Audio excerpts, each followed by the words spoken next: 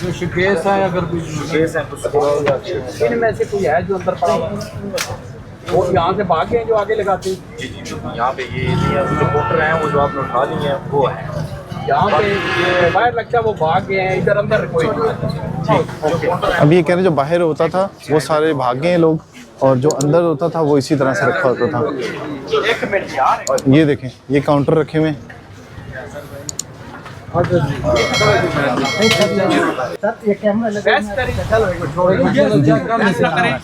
बेहतरीन तरीका ये है कि ये जो खाने पीने वाली चीजें इसमें से निकाल के रैक बाहर ले, खुद ले, मैं नहीं निकालता। जो खाने पीने की चीज़ें उन्होंने कहा है कि बाहर निकाल लें, और उसके बाद ये रैक्स जो हैं ये म्यूनसिपल कॉर्पोरेशन अपने कब्जे में लेगी। खाने पीने का सामान निकाल